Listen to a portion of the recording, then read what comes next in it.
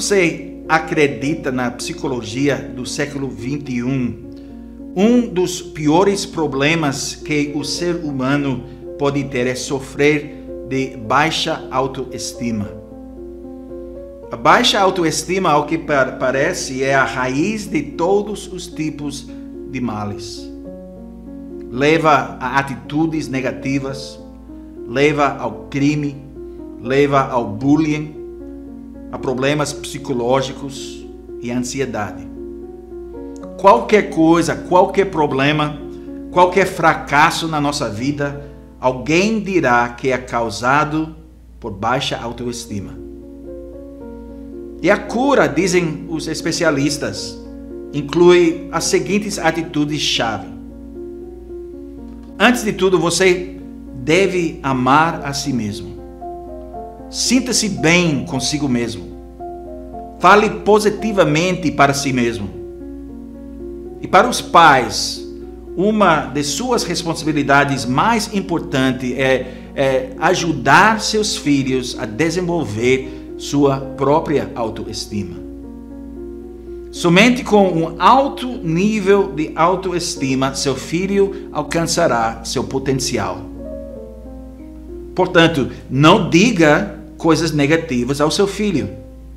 Não critique. Elogie pelas coisas boas que ele faz, mas não o castigue pelas coisas ruins que ele faz. Porque fazer isso só levará a problemas com essa autoimagem tão importante. Pode destruir, na verdade, a vida do seu filho. Assim é a suposta sabedoria do homem moderno, baseada nas ciências sociais que se tornaram a fonte de toda a sabedoria e a base das políticas governamentais e do ensino universitário em todo o mundo. Mas a Bíblia nos conta uma história diferente. Certamente, no começo, os seres humanos eram bons, muito bons, como o resto da criação.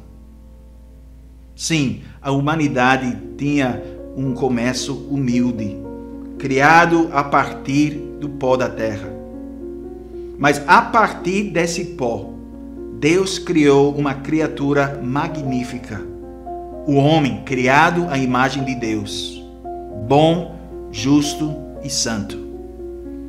A vontade de Adão estava perfeitamente sintonizado com a vontade de Deus, em tudo. Ele vivia num estado sublime, numa posição excelente, criado para governar a terra. Como representante de Deus, o homem tinha tudo o que esperar. Mas tudo isso mudou. Nossos primeiros pais ouviram as palavras do diabo e se submeteram, por vontade própria, ao pecado e assim à morte e à maldição.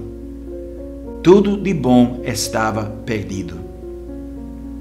Artigo 14 da nossa confissão descreve a queda e os resultados da queda nos termos mais severos.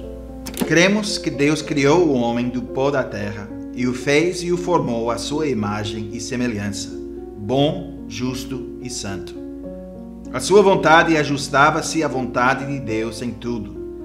Mas quando o homem estava naquele estado sublime, ele não o compreendeu nem reconheceu a sua posição excelente, mas acolheu as palavras do diabo e sujeitou-se por livre vontade ao pecado, e assim à morte e à maldição.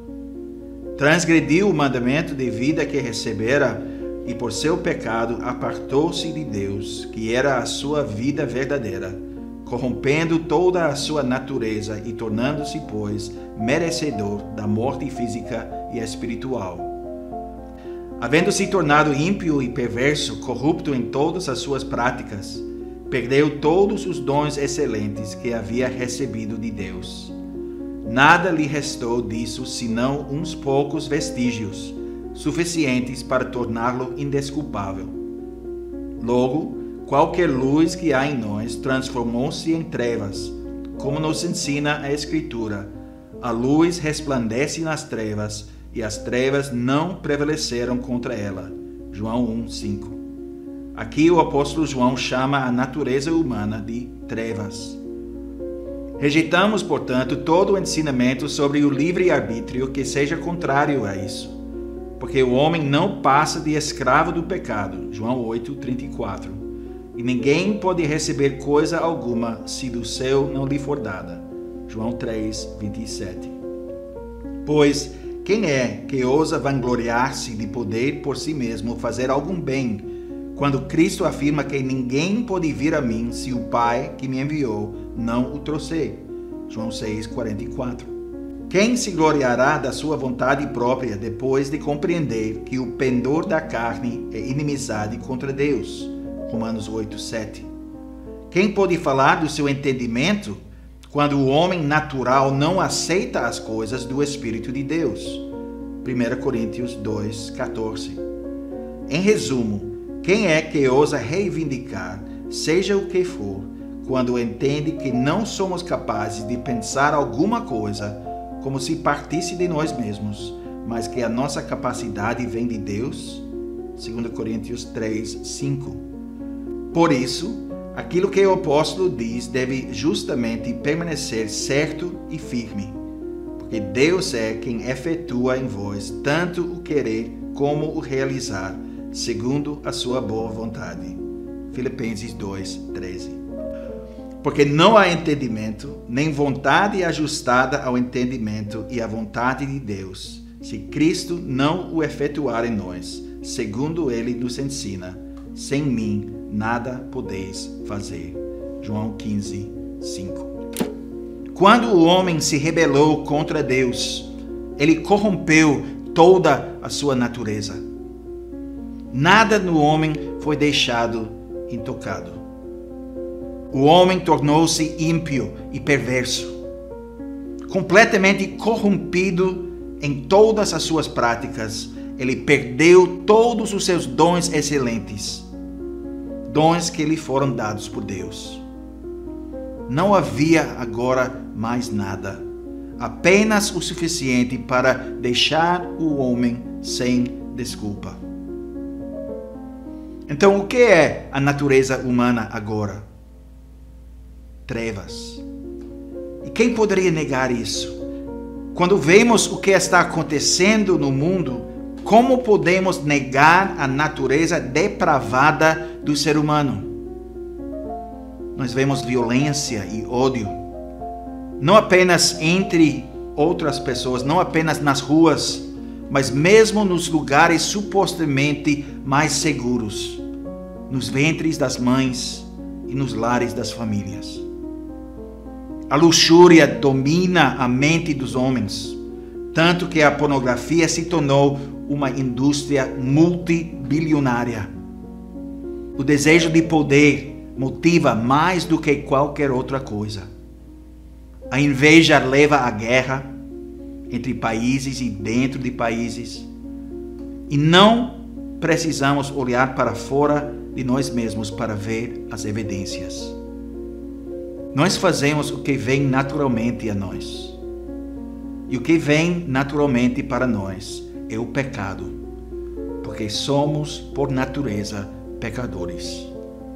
Mortos em pecado, desesperadamente perversos, desamparados, incapazes de nos voltar para Deus, sem que Deus nos dê vida e uma nova vontade em primeiro lugar. Nosso entendimento é afetado, nossa vontade é afetada, nossas afeições, nossos desejos são afetados. Essa é a nossa natureza. Isto é quem nós somos. Você simplesmente não pode negar a realidade. Então, e a autoestima? Ao contrário do que os especialistas modernos gostariam de dizer, nosso problema não é a baixa autoestima, mas a autoestima que é alta demais. Pensamos mais em nós mesmos do que deveríamos. Estamos orgulhosos, somos arrogantes, egoístas. Nos colocamos em primeiro lugar. Usamos outras pessoas para nossos próprios propósitos. quem nós somos.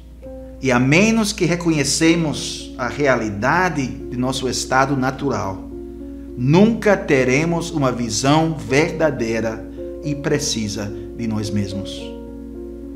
Nunca seremos humildes o suficiente para entender quem somos, quem é Deus e as incríveis riquezas da graça de Deus. Somente em Cristo nós podemos ser renovados. Somente em Cristo podemos verdadeiramente viver. Sem Ele, não podemos fazer nada. Mas nele, nos tornamos uma nova criação. E isso precisa ser a base do nosso entendimento de nós mesmos e da nossa natureza. Nada que esteja dentro de nós. Não é nada que nós tenhamos a oferecer. Nenhuma qualidade ou bondade natural. Somente Cristo. Humildade. É disso que precisamos. Humildade que nos leva a chorar por causa dos nossos pecados, por causa das nossas fraquezas, por causa dos nossos fracassos e nossa incapacidade. Humildade que nos leva a Cristo e um verdadeiro entendimento de quem somos e de quem nos tornamos. Sua possessão preciosa, escolhida por causa da sua graça, salva por causa da sua dignidade e não a nossa. No final, o que precisamos não é de mais autoestima, mas de mais estima de Cristo.